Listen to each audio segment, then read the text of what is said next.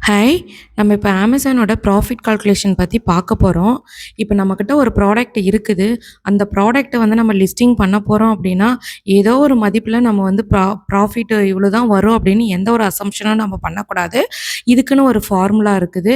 So, இப்ப நீங்க ஒரு ப்ராடக்ட் ஒரு ரூ. 100க்கு வாங்குறீங்க. ஒரு Amazonக்கு ஒரு ரூ. 100க்கு போயிருச்சு. நம்மளுக்கு ஒரு ரூ. 100 ப்ராஃபிட்டு, ரூ. 300 நம்ம செல் பண்ணலாம் அப்டின்னுலாம் நீங்க நெனைக்கவே கூடாது.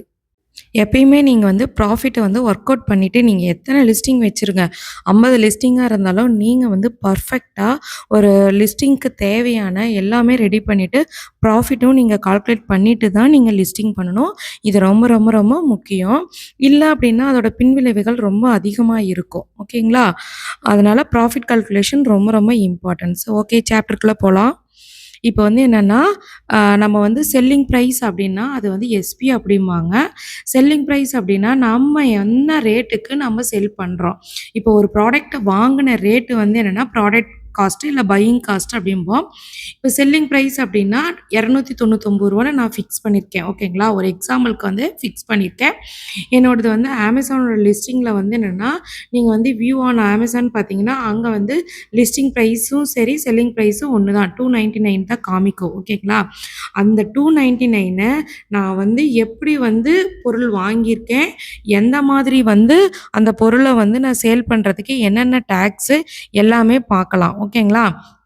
இப்ப வந்து நம்ம வந்து ஒரு ப்ராடக்ட் காஸ்ட் எடுத்துக்கலாம். என்னோட ப்ராடக்ட்டோட மதிப்பு வந்து என்னன்னா ரூ. 80 அப்படின்னு நான் ஃபிக்ஸ் பண்றேன். ஓகேங்களா? ரூ. 80 அப்படின்னா, அந்த வாங்குன ரேட் வந்து ஒரு ரூ. 80 தான். ஆனா நான் விக்கிற ரேட்டு ரூ.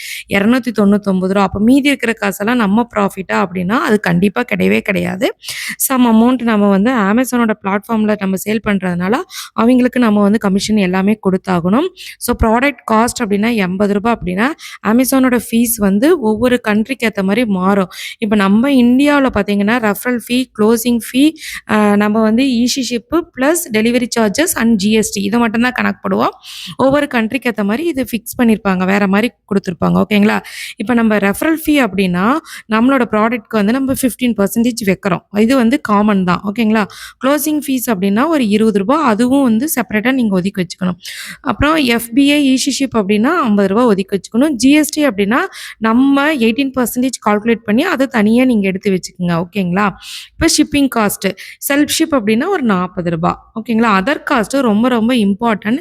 நீங்க வந்து பேக்கேஜிங், கேம்பெயின் ரன் பண்றீங்க, ரிட்டர்ன்ஸ் வருது, கேன்சலேஷன் வருது அப்படின்னா, அதுக்கு ஒவ்வொரு ப்ராடக்ட்டுக்கும் நீங்க ஒரு ரூ. 15 எடுத்து வைக்கணும். ஓகேங்களா? இதுதான் வந்து ஒரு நார்மல் மெத்தட். ஒரு Amazonக்கு உண்டான ஒரு நார்மல் மெத்தட். ஓகே. பேசிக் ஃபார்ம்லாம் நம்ம பார்க்கலாம். ஸோ Amazonோட சர்ச் என்ஜின் எப்படி செயல்படும் அப்படின்னா, profit equal to selling price minus total cost. ஓகேங்களா?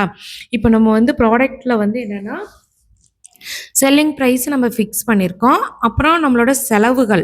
ஓகேங்களா? அந்த ப்ராடக்ட்க்கு உண்டான செலவுகள். இது 2யும் நம்ம வந்து மைனஸ் பண்ணோம்னா நம்மளுக்கு ப்ராஃபிட் கிடைச்சிரும். ஓகேங்களா? இதுக்கு ஒரு ஃபார்முலா இருக்குது.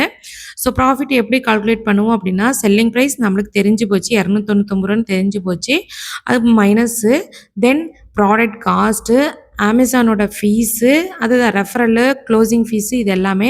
ஷிப்பிங்கு. ஓகேங்களா? ஷிப்பிங் ஃபீஸ் கண்டிப்பா போட்டாகணும். ஜிஎஸ்டி தான் நம்ம ஏற்கனவே 18% போட்டு வச்சிருக்கோம். அதர் காஸ்ட்டும் நம்ம சேர்த்திக்கணும். அந்த ரூ. 15வும் நம்ம சேர்த்திக்கணும். ரொம்ப ஈஸி மெத்தடு தாங்க. இது நீங்க பேனா, பேப்பர்ல ஒர்க் அவுட் பண்ணிட்டு தான் நீங்க எப்பயுமே லிஸ்டிங்க்கு பண்ணணும். ஓகேங்களா?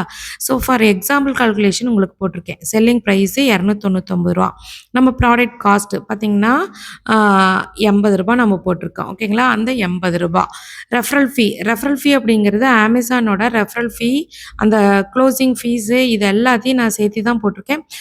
15% ஆஃப் 299 அப்படின்னா, உங்களுக்கு வந்து ரூ. 45 கிடைக்குது. ஓகேங்களா?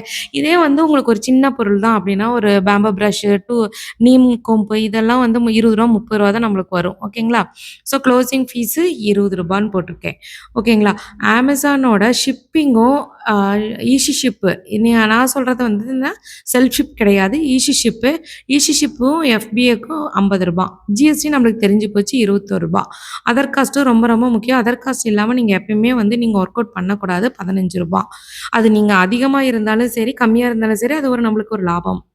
டோட்டல் காஸ்ட் மொத்தம் வந்து டோட்டல் காஸ்ட் ரூ. 231. நம்ம செல்லிங் பிரைஸ் வந்து ரூ. 299. உங்களுக்கு பக்காவா உங்களுக்கு ஒரு கால்குலேஷன் போட்டு குடுத்துருக்கோம். இப்ப நம்மளுக்கு ப்ராஃபிட் பார்த்தீங்க அப்படின்னா ரூ. 68 கிடைக்குது. ஓகேங்களா? ஸோ ரூ. 80க்கு நாம வந்து ஒரு பொருள் வாங்குறோம். அதோட செல்லிங் பிரைஸ் ரூ. 299க்கு நம்ம விக்கிறோம். அதுக்கு வந்து ஒன்லி ப்ராஃபிட் வந்து ரூ. 68 கிடைக்குது. ஓகேங்களா? இப்படி தான் நம்ம ஒர்க் அவுட் பண்ணிட்டு தான் நம்ம போட்டா மட்டும் தான் நம்ம வந்து வின் பண்ண முடியும். உங்ககிட்ட எவ்வளோ ப்ராடக்ட் இருந்தாலும் பண்ணுங்க. ஓகேங்களா? Thank you.